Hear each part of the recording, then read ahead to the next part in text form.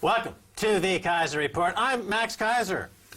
Many are on a quest to make America great again.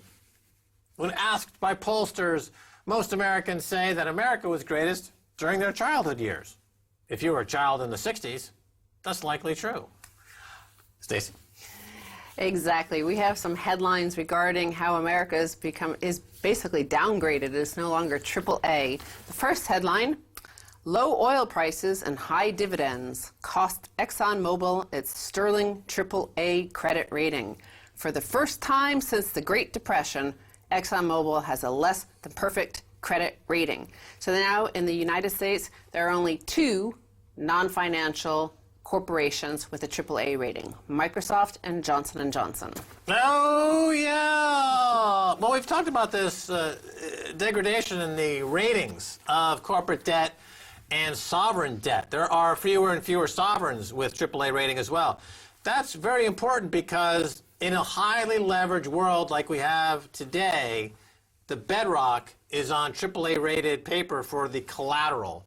And what we've seen over the years is that that collateral has been degraded through these series of downgrades by the rating agencies.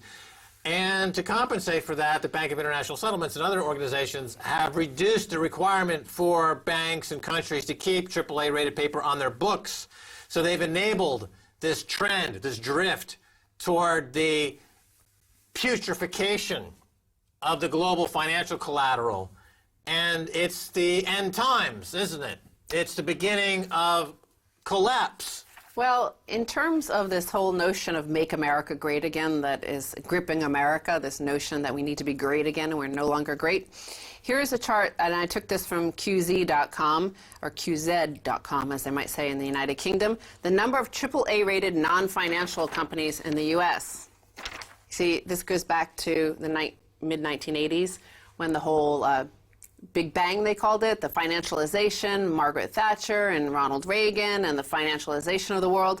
You know, corporations used to not have so much leverage, and now just like the citizens of an economy, the corporations, you see their leverage increasing, their ratings plummet, and since 2000, we're just basically down to almost zero. Well, let me explain. I'll just draw a simple line on this chart here, there. So I can explain this very simply here. We have the predator parasites, and here we have the hosts. And during this period of time, the parasites have sucked out all the equity and AAA ratings of the host because we have a parasitical relationship between the financial sector and the rest of the world. Why would a bank have a AAA rating if all of their clients have triple B or lower ratings or junk rating? The junk bond market is exploding. Unless, of course, they were highly corrupt and buying those ratings from Moody's, for example, caught in a cash for rating scandal. Well, this is Moody's, and of course, yeah, they were caught. Moody's? Yeah, it's Moody's who rated ExxonMobil AA+. So here, again, the reason why ExxonMobil, they have a fairly simple business. They find oil, they pump oil, and they sell the oil, right? Well, the reason why they've been downgraded, according to Moody's, the company's debt level has more than doubled in recent years, reflecting high capital spending on major projects in a high commodity price environment, and dividends and share repurchases that substantially exceeded internally generated cash flow. So this is the new fangled thing, of course, at the end times of, I guess, when America's no longer great, of just consuming and buying back your shares.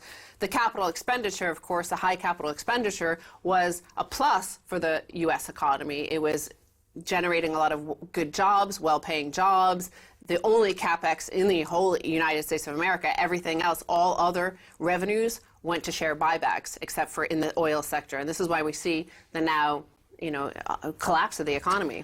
Well, it brings in a phrase you haven't heard about recently, peak oil, which hasn't been talked about because there's been the so-called flood of oil into the market. But when you say that Exxon's CapEx doubles, it's because the availability of oil at a certain price is gone. The first trillion barrels of oil that was sucked out of the crust of the earth has now been sucked out. And the remaining trillion barrels will cost a lot more to suck out because they are in places that are hard to get to or very expensive to get to. Thus, CapEx is going higher. Thus, Exxon's rating is being downgraded. Simultaneously, there are other geopolitical influences that have created a flood of oil in the market and the prices come down. That's true. But that idea of peak oil, which is that the end of cheaply processed, extracted oil, this is evidence of it.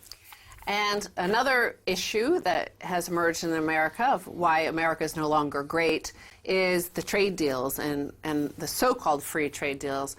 It started with NAFTA, then we had the opening up of China, and now we have these other trade deals, TPP and TTIP, that are being negotiated and are big issues on both sides of the aisle, really. Donald Trump is always talking about these trade deals and how they're bad trade deals and America's lose jobs. Well, here in the United Kingdom, there is actually the United Kingdom government, their own research found that it's also TTIP is a bad deal.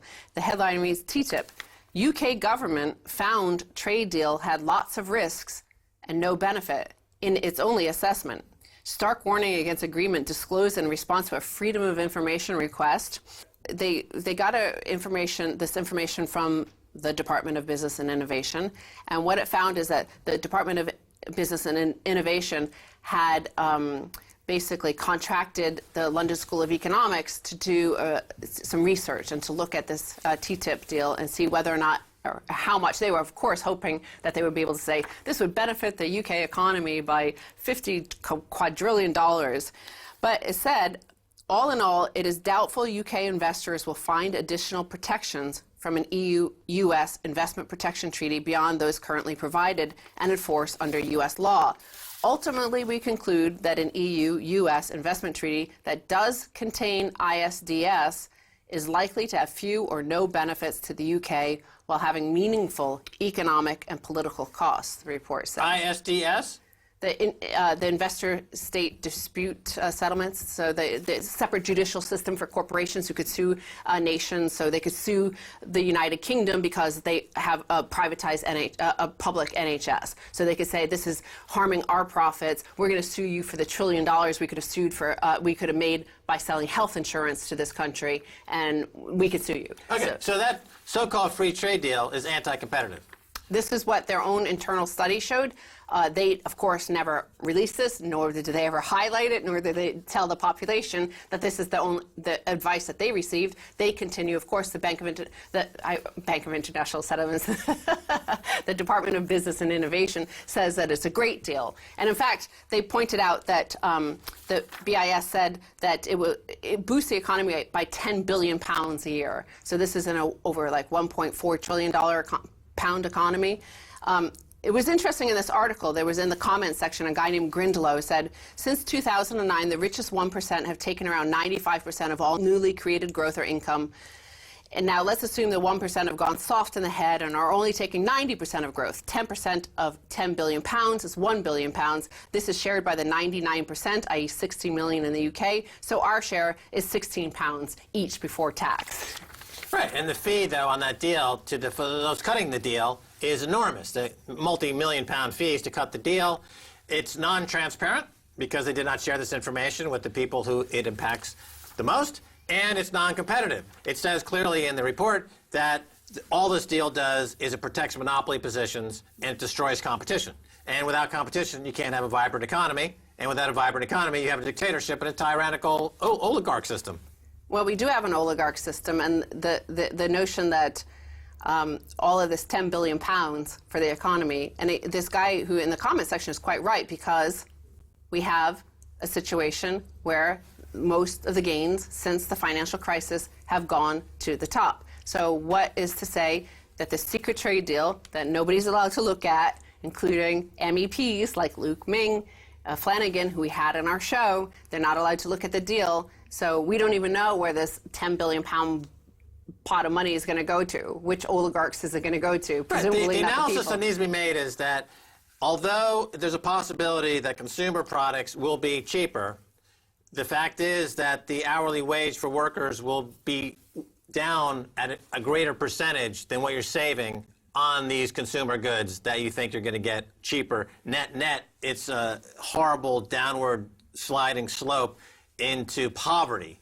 guaranteed by a deal that gives sovereign rights, ultra sovereign rights, supranational sovereign rights to a trade body that answers only to their own definition of freedom and democracy, which means you're a serf living on their trade plantation. Okay? If that's what you want, that's what you get. And of course, you know, before there was this notion that we have to make America great again, there was make Britain great again, because of course they were a massive empire with actual infrastructure all around the world. America's like a virtual empire with just a few little military bases all around the world.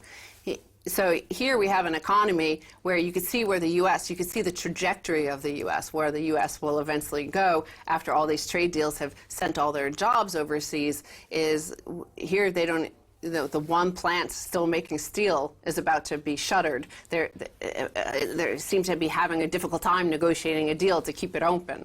Yeah, why would they not come to some kind of resolution for the local steel plant as a priority over a non-transparent, invisible trade deal written by foreign interests for foreign interests?